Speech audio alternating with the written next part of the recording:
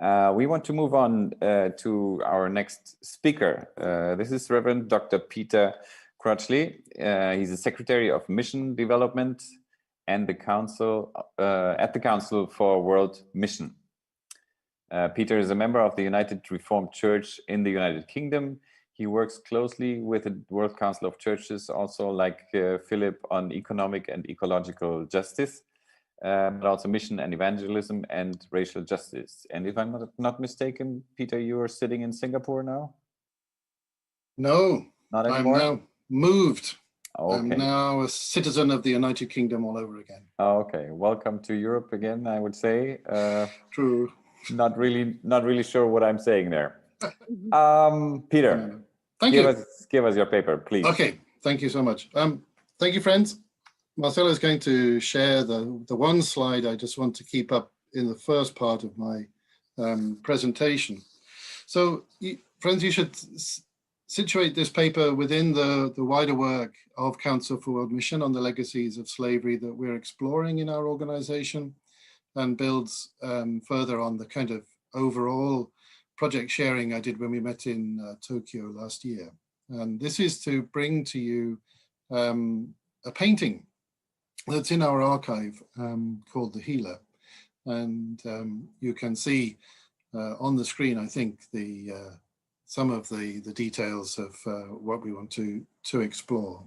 So I just need to find my own text as we speak to this. So, yeah, this is yet another of the treasures from our archive that helps to explicitly name racism within the mission endeavor of white European Christianity, particularly. And whilst we've been talking in the title of our event these days about hate speech, it's to unmask visualization of whiteness in many forms, and to see hate speech as more than text. So what I'm trying to do in the paper is, just through a couple of examples from our materials as a missionary organization, to surface the racist presumptions of white supremacy and offer then a mirror to the emerging white figure that's portrayed there. And I'll do that through a key biblical character who embodies and alerts us from the beginning to the fruits of whiteness when it behaves like this. So you can see in the painting on the slide there, the drama is clear. There is a white missionary doctor bending over a poor African child, bringing healing, and a white Jesus who stands at the elbow of this doctor and is empowering the healing work that's done there. And the drama and the subtext is very clear, that thanks to the LMS, the London Missionary Society medic, this child has been saved from pain and is offered an even greater healing from Christ himself, life eternal. So this is a picture that was produced for the London Missionary Society at our request. It's also listed in the Wellcome Foundation's collection, and they saw it as an early form of product placement, because this is their description of it: an idealized white missionary, guided by Christ standing behind him, applies Western medical knowledge to the healing of a sick African child. The missionary has a medicine chest identical in type to the tabloid medicine chests which the firm of Burroughs Wellcome made for explorers and missionaries. In the foreground is the discarded African surgical instrument, the horn, and the white missionary resembles Henry Morton Stanley, as portrayed in a wood engraving published in the Illustrated London News. So the Wellcome Foundation could see this connection with their profit, with this work as well. So LMS used art as a key tool to reach the many hundreds of churches and chapels in the UK, but also beyond the UK across the mission field. And this is part of a series of paintings called Famous Beautiful Pictures, which were sold for profit for LMS funds and projects. And they announced the desire by LMS to locate their imagery in all possible locations where people's hearts, minds, and pockets could be touched. To underscore the message, LMS commissioned an author, Vera Walker, to write a story to accompany it. And it's called Sindano and the Good Chief, and it centers on this painting. In my full paper, I try to give more detail to this. In our presentation today, I'll just quickly paraphrase. So you can imagine, Sindano is a 10-year-old boy, an African boy in this village, whose meeting with the missionary doctor and his native evangelist leads him to turn away from his African ways and turn to Jesus, for it is his brother who is the poor child who is healed in the painting.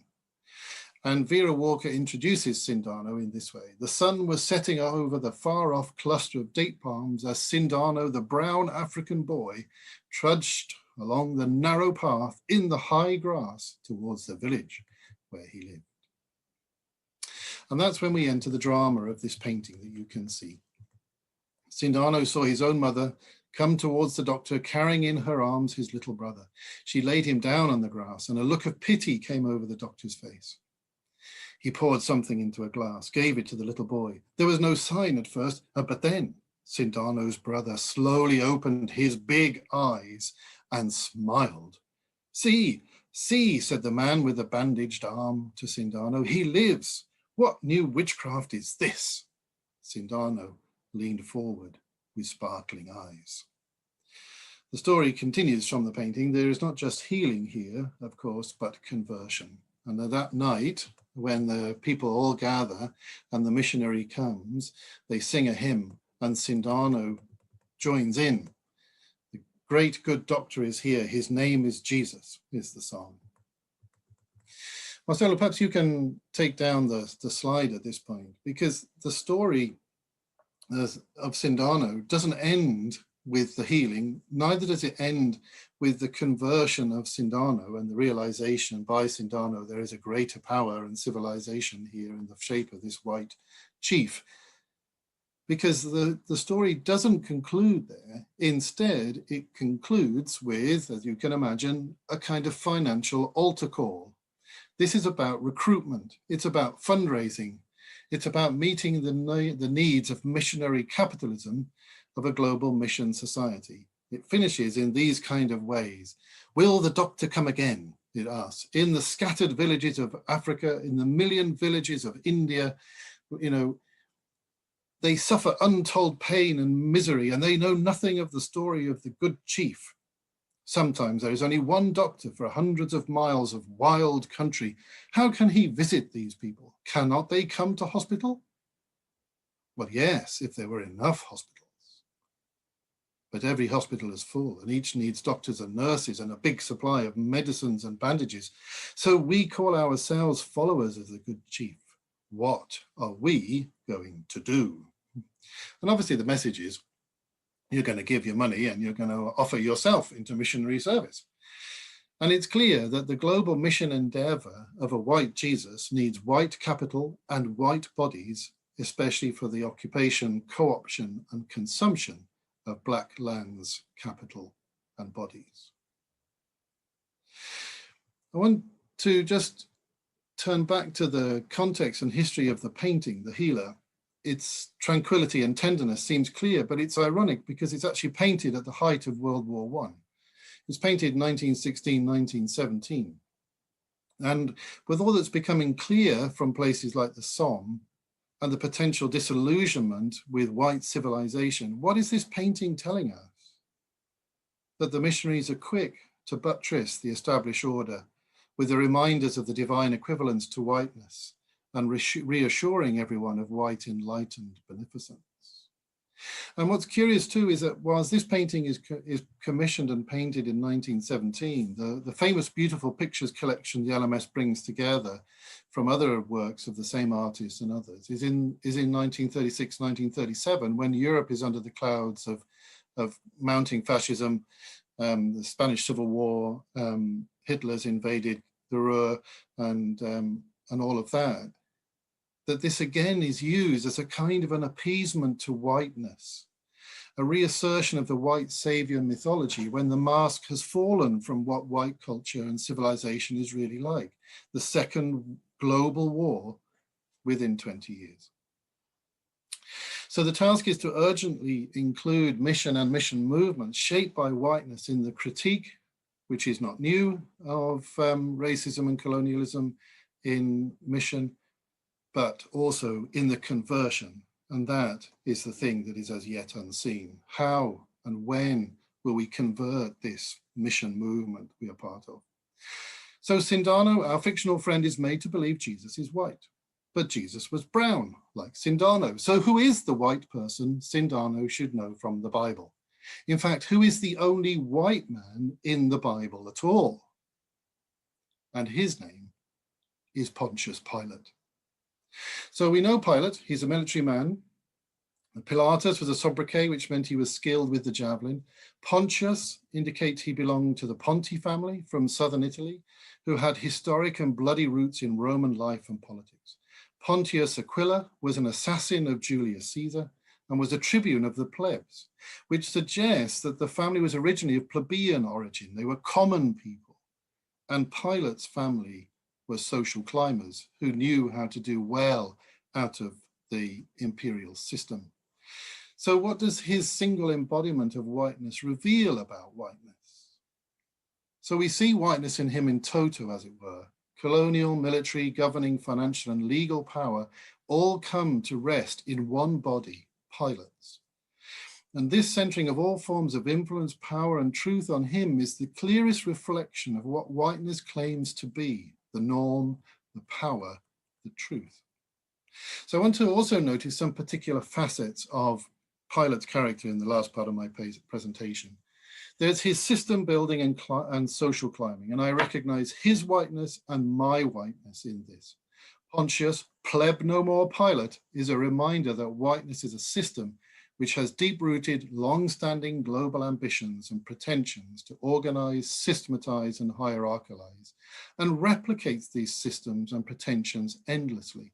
It's designed, like Sindano and the Good Chief story, to occupy whiteness and blackness and all races in between.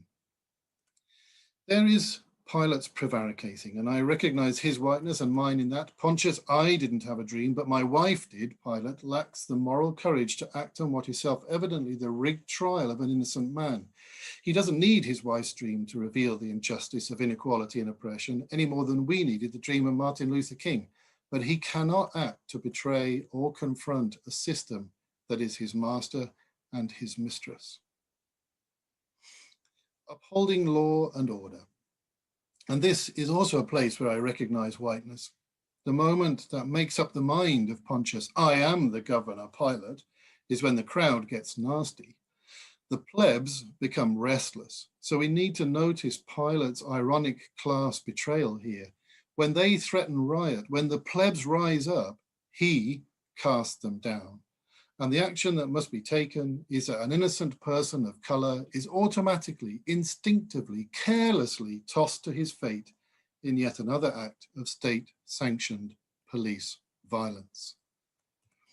Well, what is Pilate famous for? It is his hand-washing, this clever and shameless political act. Pontius, my hands are clean Pilate, embodies white evasion of responsibility and culpability, which has allowed us as white people to point the finger of blame at our victims, who we have portrayed as unhuman, uncivilized, unworthy. Thus, the racists blame Black people for crime, violence, poverty, and so on, and our system rewards its victims with even more of the same thing. Boris Johnson, the Prime Minister of the United Kingdom, tweeted on the 12th of June, 2020, "We cannot now try to edit or censor our past. We cannot pretend to have a different history. The statues in our cities and towns were put up by previous generations. They had different perspectives, different understandings of right and wrong. But those statues teach us about our past with all its faults. To tear them down would be to lie about our history and impoverish the education of generations to come." In exactly the way Johnson doesn't mean, white people do need to engage in history telling, which does not give us exception from the post-colonial critique, but owns the over 400 years of white violence our dominant cultural forms have prospered. a history which reads how white men and white male dominant systems have continued to play the role of pilot. And this intervention into white culture will come through telling the truth, not lies about our history. From this truth-telling, a consciousness of white history, sin and story, temptations, urges and stratagems can emerge. And this might stop the bastardizing people of color into representations like Sindano, and even stop the murdering of people like Breonna Taylor, and mitigate the weight of injustice and inequality heaped on communities and nations of color.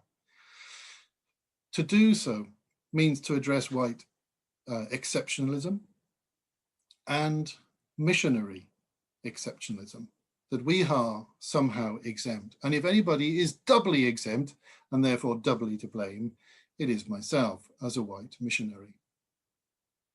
But white people might look through Pilate and find in Pilate's wife, the only white woman in the Bible, the means to decenter and recenter and meaningfully back the calls for the emancipation of all those who are the victims of white systemic extrajudicial violence, and participate in healing the harm and demons savage whiteness has unleashed and perpetuates. Thank you.